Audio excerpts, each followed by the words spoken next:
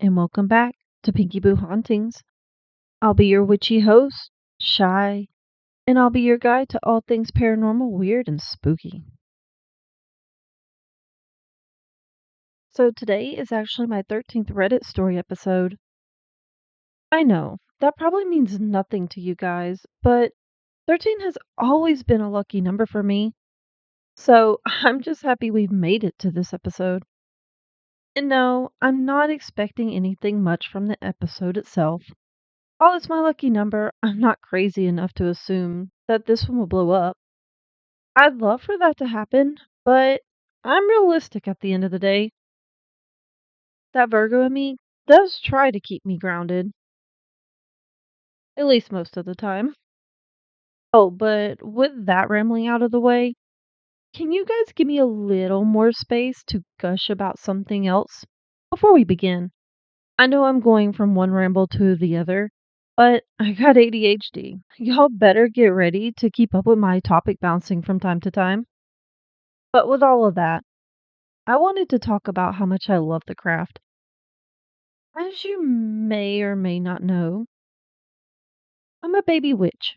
So I'm still learning and whatever, but I feel like even if you've been doing this for years, sometimes you just gotta admire the magic around you. Like how I've been talking and admiring the moon again.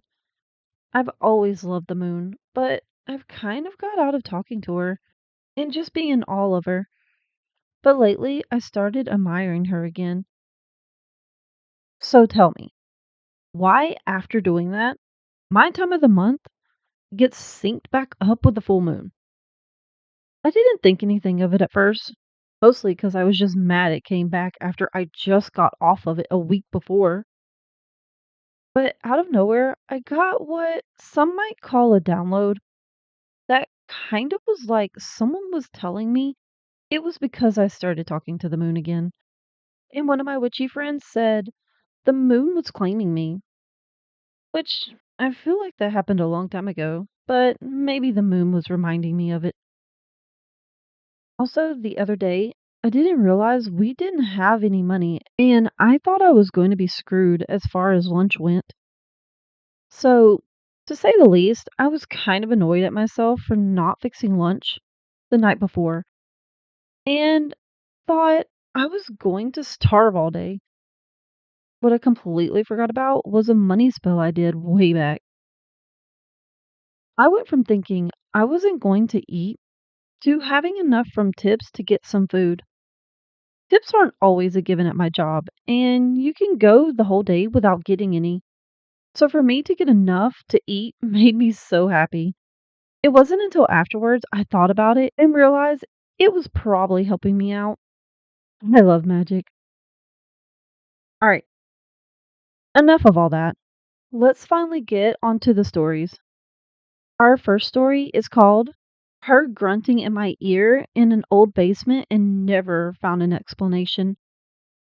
About 20 years ago, I had an experience that still sticks with me, and I've never really known what to make of it.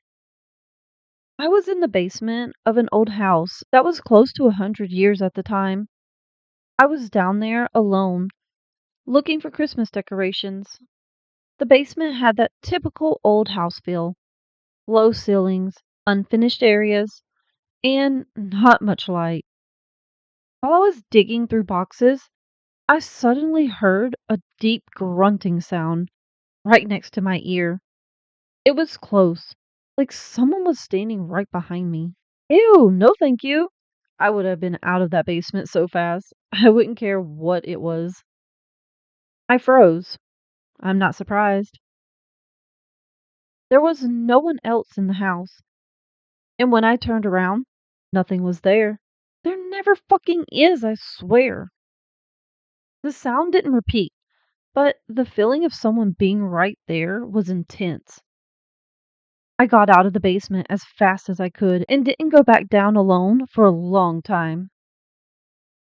I replayed it in my head for years, trying to figure out if it was something explainable or something else entirely. Has anyone experienced something similar in an old house or basement? Curious what others think it could have been. Well, it was most likely a spirit. Maybe they didn't like you being in their house. Or maybe they were just messing with you. Like having fun with you by scaring you. With a house that old, it could have been anyone, but they definitely wanted to get your attention for some reason. I know it scared you, but the good news? It most likely was just a spirit and nothing bad. At least that's what it sounds like. And hopefully it was just a spirit messing with you and nothing being a perv. I'm not the only one that kind of had that thought, right? Please say you thought it too. Don't leave me here by myself in my middle school humor. Please? But let's move on from this grunting ghost and my cook's sense of humor. And instead, let's check out someone that believes they had a second shadow. The story is called My Second Shadow. So 4 years ago, I had a second shadow. I was about 4 months into a new relationship, and we'd been out for a trip to an old estate in South Yorkshire. I loved how they had to put England in parentheses. I don't know too many people that doesn't know that Yorkshire is in England at this point. Eh, maybe I'm wrong. Who knows? Walking around the grounds, we came across a pet cemetery. I crouched and touched one of the stones and felt a sort of hum. Oh my god, is this going where I think it is? If it is, it's way cuter than what I thought was going to happen at first. About a week after, I kept getting the feeling of being followed, which would happen whether I was at home, at my partner's, or at work. I'd be carrying plates of good to tables and feel as though someone was following behind, matching my pace. I'm sorry, what is good to tables? Is that a British thing I don't understand? Or maybe just misworded? Or am I just stupid? Can someone please tell me? And no, please don't say it's a stupid one. I'm kind of aware of that one. After about 2 weeks, it intensified.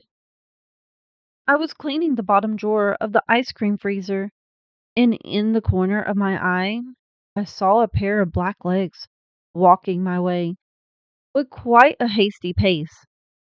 Never mind. I was thinking the second shadow was going to be something cute, like a dog or a cat, that became attached to you. And they were going to be just a sweet little baby protector. When I looked directly at it, nothing there. Initially thought it was another member of the bar team until seeing no one was there. Then it was becoming more visible. Corner of my eye, I could see this humanoid figure, approximately 5 foot 9 inches tall and stocky build. Did I did I do what I think I did? No defining features, but a freestanding shadow peeping around corners. I could see it in the mirrors, but if I was to directly look at it, it would vanish from sight. Oh, thank God I didn't. I thought they were about to describe the Hat Man, almost constantly following me. It never felt harmful, but would make me jump. I started to get anxious opening the bathroom door at night because I was scared that it would be standing there, even checking my rear view mirror to see if it was on the back seat. I didn't tell anyone about it for weeks. One of my managers noticed I was a bit jumpy when helping close the pub. I told her whilst loading the glass washer, and I saw it run around the corner at me with hands stretched out. So, after about 8 weeks of this, I asked my mom to do my tarot cards, believing this shadow had followed me from the estate I visited. I mean, where else would you have picked it up? Be crazy if that one gravestone in that pet cemetery wasn't actually an animal. Also, I love that your mom does tarot, by the way. I told her nothing. All I asked was that she read the cards. She sat there looking at them, seemingly puzzled, then locked her eyes with mine and calmly said, "What's been following you?" In the corner of my eye, it approached in the kitchen. Its featureless face stared hard at me. The air started to hum, its outline shuddering violently, and my blood ran cold as it had been recognized by someone other than myself. My mom repeated the question. I told her about the estate I visited, the grave I touched, and how about 2 months this shadow has been following me. I asked her, has something attached itself from there? Her answer scared me more as she said, "No, it's your partner. The cards are saying their trauma is holding on to you." What she didn't know was they used to suffer night terrors and sleepwalking, talking and crying in their sleep. Well, shit, I'm bad at this today, aren't I? Shouting out in their first language, which I didn't speak at the time. With that, the figure just vanished, gone. I described its shape, and my mom noted that it matched the size of my partner. The following weekend, when I saw my partner, I asked him to explain about the night terrors, as it was almost every night, and we never spoke about it. Slowly, they began to tell me about their past and what happened. Few weeks of these deep chats, and the night terrors, and all of it, stopped. And I haven't experienced a shadow since the day with the tarot and my mom. It was a very bizarre experience. And I thought I was going mad until that moment when she asked if I was being followed. What I never expected was whatever began to follow me was not from the old estate, but from someone's trauma being so dark and unspoken it could latch onto me. Coming up on 5 years together, and they've never been so healed and open about their past. We worked through a lot together. Weirdly, I think my second shadow was a positive sign despite its origins. I'm happy everything worked out in the end, but I'm confused about one thing. Why did it only start following you around after visiting that estate?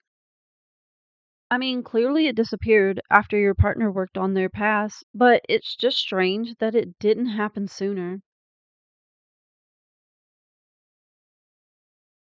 Though, now that I'm thinking about it, I guess maybe it was just a coincidence, and maybe the trauma finally just built up enough where all of this could have happened.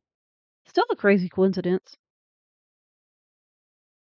Alright, just one more story to go for this episode. Are you ready, guys?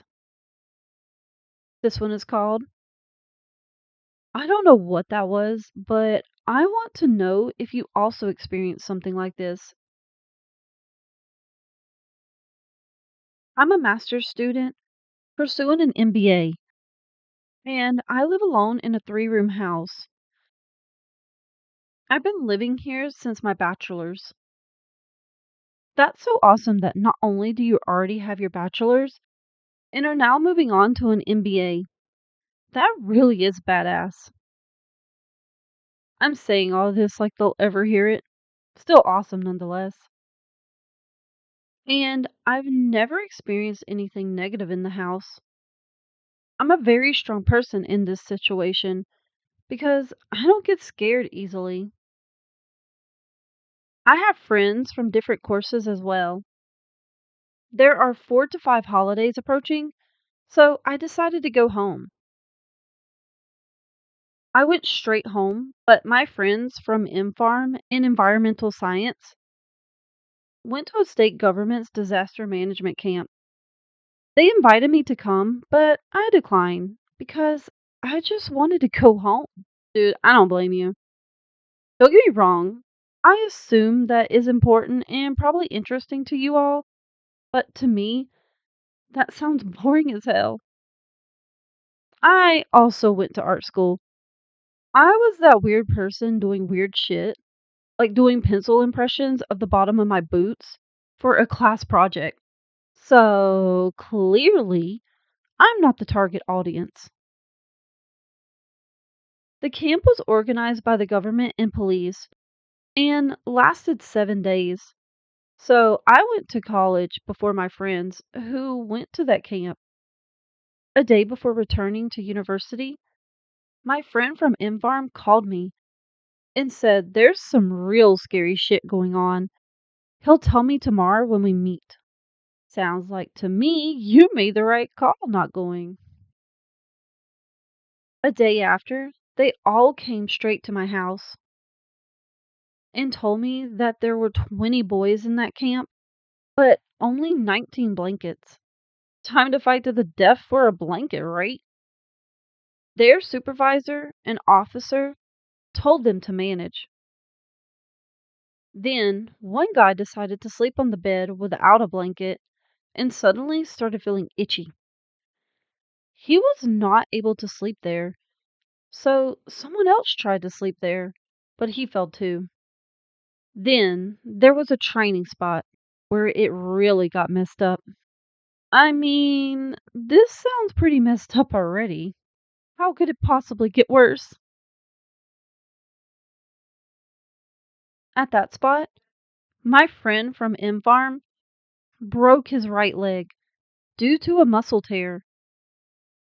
And the very next day, a girl fell in the same way and broke her leg too, just like my friend. I'm sorry. Is the government doing experiments on them?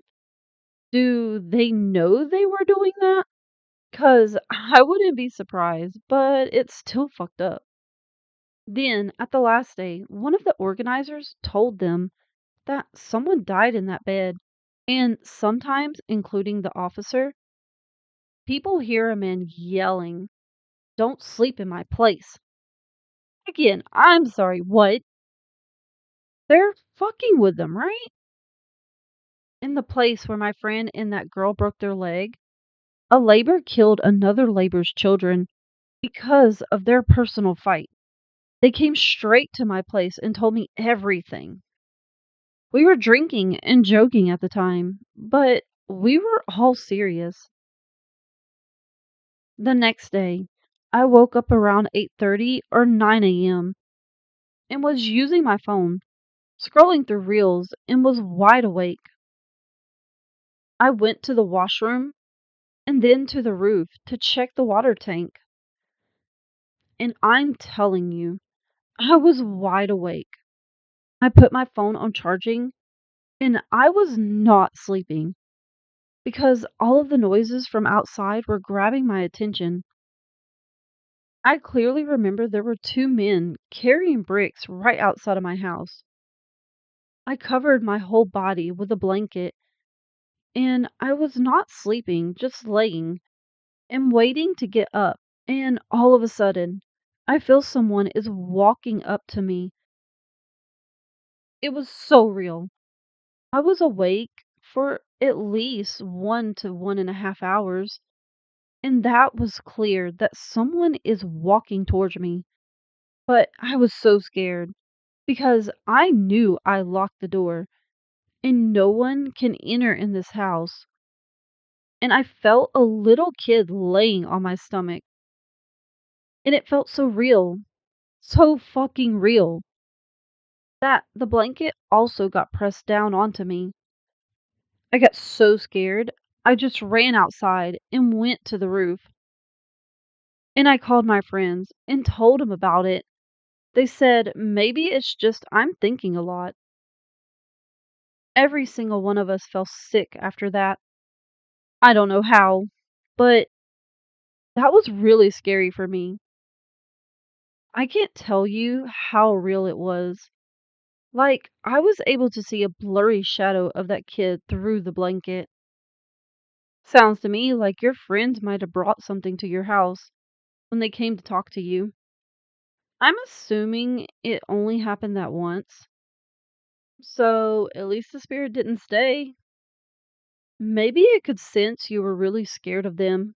I can't tell you why the child would have come to you like that. That's crazy. Also, am I the only one that thinks that camp is sus? Maybe it's just me, but you hardly ever hear of government employees or cops so easily admitting to the paranormal like that. But I don't know. What do you guys think?